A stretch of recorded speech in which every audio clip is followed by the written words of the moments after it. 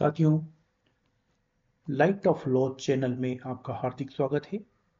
साथियों, आज हम आपदा प्रबंधन अधिनियम 2005 के बारे में बातें करेंगे और विशेषकर इस अधिनियम में दी गई कानूनी परिभाषाओं के बारे में।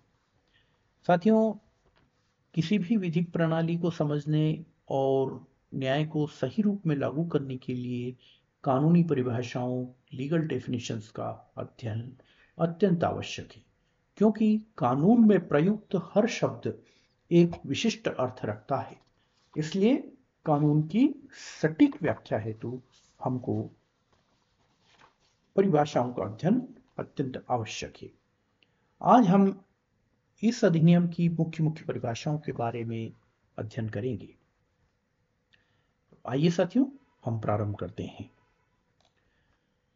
साथियों, आपदा आपदा क्या होती है? साथियों, अधिनियम की धारा 2 में आपदा से किसी क्षेत्र में प्राकृतिक या मानवकृत कारणों से या दुर्घटना या उपेक्षा से उद्भूत ऐसी कोई महाविपत्ति, अनिष्ट, विपत्ति या घोर घटना विपरीत है जिसका परिणाम जीवन की सारवान हानि या मानवीय पीड़ाएं या संपत्ति का नुकसान और विनाश या पर्यावरण का नुकसान या आक्रमण है, और जो ऐसी प्रकृति या परिमाण का है जो प्रभावित क्षेत्र के समुदाय की सामना करने की क्षमता से परे है। साथियों, इस परिभाषा में जो तत्व आए हैं उनको हम समझते हैं। पहले है आपदा। आपदा किसको कहा गया है? किसी क्षेत्र की प्राकृतिक दुर्घटना या मानवीयकृत दुर्घटना। मानवीयकृत त्रुटि हो सकती है, उपेक्षा हो सकती है, और उसके कारण कोई ऐसी महाविपत्ति, अनिष्ट या घोर घटना अभिप्रेत है जिसका परिणाम जीवन की सारवान हानि या मानवीय पीड़ाएं, जिसमें जनहानि हो सकती है, लोग घायल हो सकते हैं, मृत्यु हो सकती है, और संपत्ति का नुकसान और विनाश हो सकता है, और पर्यावरण का नुकसान भी हो सकता है। तो इन सब हानि, आपदाओं की जो प्रकृति और परिमाण है, क्वांटिटी है, उसका जो व्यापकता है, वो ऐसी होनी चाहिए जो उस प्रभावित क्षेत्र के समुदाय की सामना करने की क्षमता से परे है। यानी वो समुदाय उसका सामना नहीं कर सकता, उनकी क्षमता में नहीं है, वो आपदा की श्रेणी में आती है। तो साथियों, इसके लिए आपदा प्रबंधन होता है। आपदा प्रबंधन क्या है?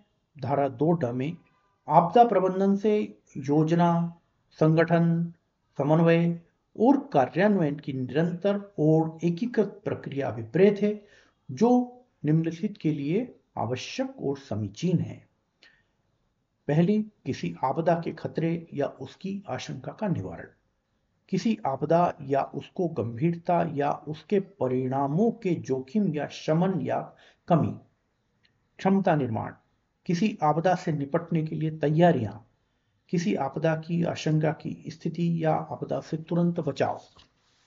किसी आपदा के प्रभाव को गंभीरता या परिमाण का निर्धारण, निष्क्रमण, बचाव और राहत, पुनर्वास और पुनर्निर्माण। इस परिभाषा के अनुसार आपदा प्रबंधन के जो तत्व हैं उसमें सबसे पहले है आपदा प्रबंधन की योजना बनाना। योजना बनाने के लिए क्या आवश्यक है और क्या उचित है, ये हम आगे बताएंगे। दूसरा है संगठन। हमें कितने कार्मिकों की आवश्यकता होगी, उनको संगठित करना होगा, उनमें समन्वय करना होगा, उनको प्रशिक्षण देना होगा।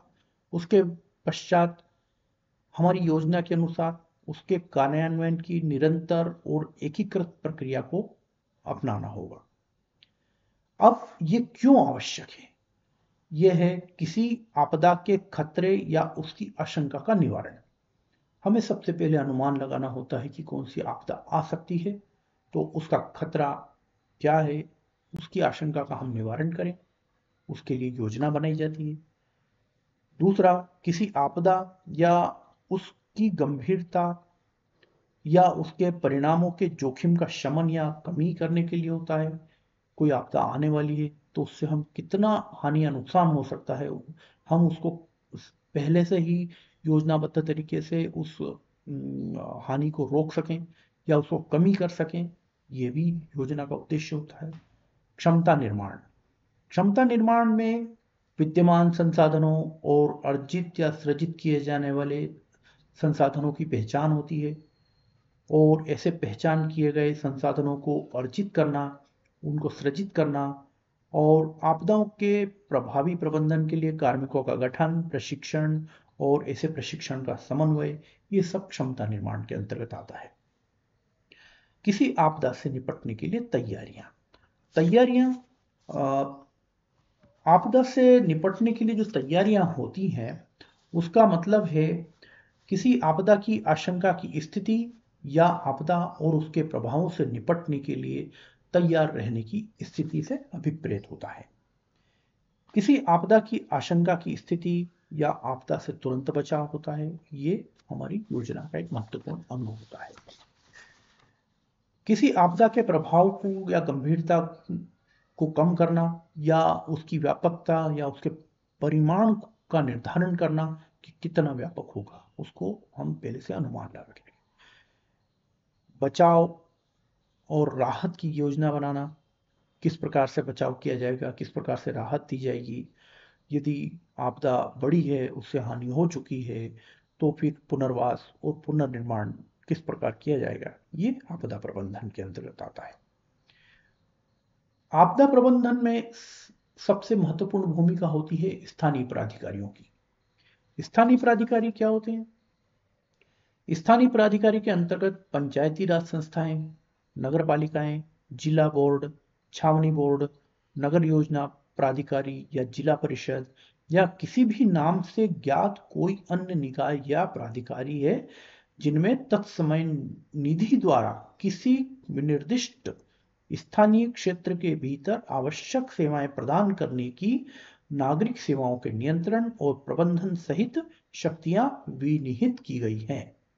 अब हम इस परिभाषा को व्यवस्थित तरीके से समझते हैं। स्थानीय प्राधिकारियों में पंचायतों को लिया गया है, नगर पालिकाओं को, जिला बोर्ड, छावनी बोर्ड या अन्य जिला परिषद, ऐसे समस्त निकाय या प्राधिकारी उसके अंतर्गत समाहित है। अब इनकी भूमिका क्यों महत्वपूर्ण होती है? इनकी भूमिका इसलिए महत्वपूर्ण होती है कि इनके पास जो निधि है, जो बजट है, जो कॉर्पस है इनका, उसके द्वारा ये उस विनिर्दिष्ट क्षेत्र जहां पर आपदा हुई है, उस स्थानीय क्षेत्र के भीतर आवश्यक सेवाएं प्रदान करने की इनको शक्तियां होती हैं। नागरिकों के सेवाओं को नियंत्रण करने की शक्तियां होती हैं और उसके प्रबंधन सहित अन्य शक्तियां भी इनमें निहित होती है। तो ये स्थानीय प्राधिकारी सबसे महत्वपूर्ण भूमिका अदा करते हैं। अब आता है इसमें जो संसाधन हैं, संसाधनों के अंतर्गत क्या क्या आता है? उसमें जनशक्ति, सेवाएं, सामग्री और रसद आदि आते हैं। इसके अतिरिक्त अन्य भी परिभाषाएं हैं, जिनमें राज्य प्राधिकरण है, राष्ट्रीय योजनाएं हैं, आदि आदि, जो राष्ट्रीय प्राधिकरण की कार्यकारिणी समिति वगैरह है, जो इतना सामान्य उनको स्पष्ट किया गया है अधिनियम में। तो साथियों, ये आपदा प्रबंधन अधिनियम के मुख्य मुख्य बिंदु थे, और इन परिभाषाओं को हमें समझना इसलिए आवश्यक है कि हम अपने क्षेत्र में जब काम करते हैं तो हमें उसकी कानूनी शब्दावली का, उसके अर्थ का, भावार्थ का जो हमको उसकी जांच करने के लिए बहुत आवश्यक होता है। तो साथियों, आज के वीडियो में इतना ही। हम अगले वीडियो में फिर आपसे अन्य अधिनियमों के बारे में बात करेंगे। साथियों, नमस्कार, धन्यवाद।